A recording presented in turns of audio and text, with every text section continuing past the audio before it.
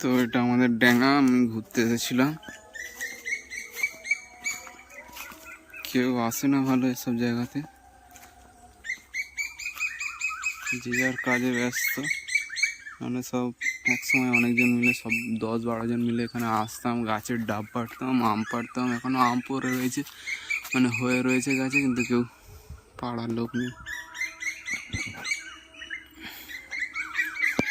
গাছের ডাবও আর ভালো হয় না, আম হলো কি হয়নি কেউ আর খুঁজে নেয় না, যে যার কাজ কামে ব্যস্ত। এখানে নাহলে এসে বসে আড্ডা দিতাম। আর ওই এটা একটা বড় ঝিল ছিল, মানে বড় পুকুর, এখানে গা ধুতাম সব। কাহা গায়ে वो दिन